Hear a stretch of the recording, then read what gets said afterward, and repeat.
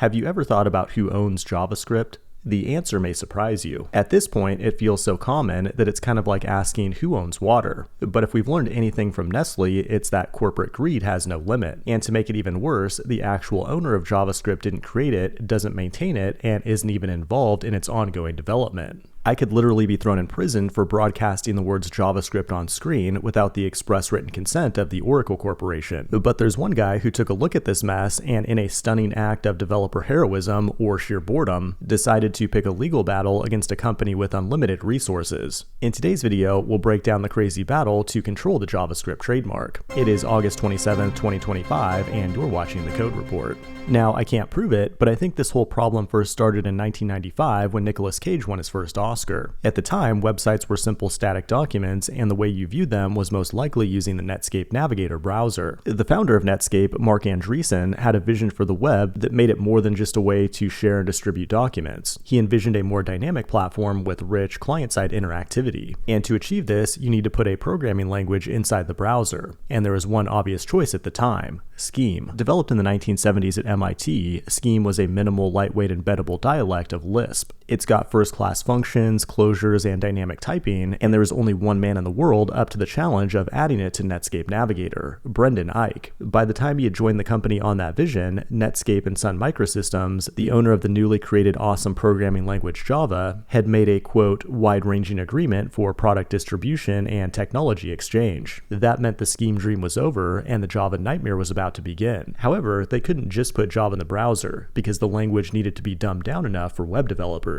From there, as the legend states, in just 10 days, Brendan created the first version of the language and called it Mocha. It had the functionality of Scheme, the object orientation of Smalltalk, and because of the collaboration with Sun Microsystems, the syntax of Java. Eventually, the name Mocha was changed to LiveScript, then LiveScript to JavaScript as a marketing ploy to ride the hype train of Java at the time. It's hard to believe, but back then people thought Java was a good programming language, but most importantly, it gave Sun the legal grounds to trademark the JavaScript name. Fast forward to today, and Sun doesn't even exist as it blew up in the dot-com bubble and sold to Oracle in 2010, which gave them control of the JavaScript trademark. Like, have you ever wondered why the official language spec for JavaScript is called ECMAScript? And why is there no JavaScript conference or JavaScript newsletter? Well, it's all because of Larry. Damn it, Larry Bananas! Oracle is a company that's more involved in sailboat racing than the JavaScript ecosystem, and can choose to sue your ass if you dare to use the magic word. So how do we fix this? Well, it's simple. You build up a decade of goodwill, then ask them kindly to release the trademark. And when they ignore you, you sue them. At least, that's exactly the path Ryan Dahl has taken, the creator of Node.js and founder of Deno. Ryan wrote an open letter to Oracle back in 2022 on his personal blog,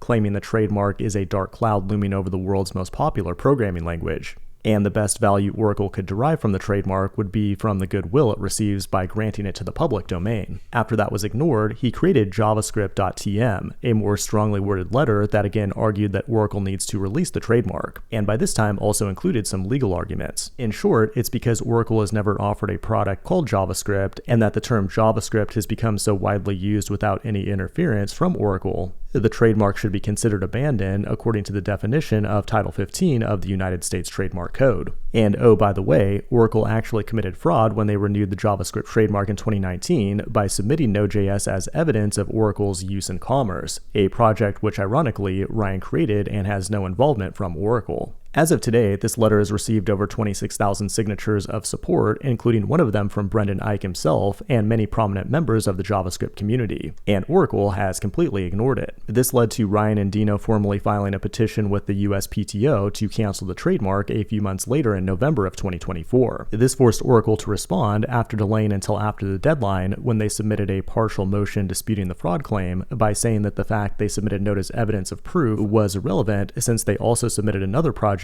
called Oracle Jet. If we have any Oracle Jet users in the room, please raise your hand, but I had never heard of it, and apparently it's a UI toolkit based on modern JavaScript, CSS3, and HTML5. After going back and forth and paying lawyers to repeat a few of the same arguments, the Trademark Trial and Appeal Board sided with Oracle and dismissed Deno's fraud claim, stating the Node.js screenshot isn't fraud by itself, and that fraud will require a specific false statement or knowledge and intent to deceive. And just a few weeks ago, Oracle also addressed the two other claims, again denying that JavaScript is a generic term and that the trademark has been abandoned. So what's next?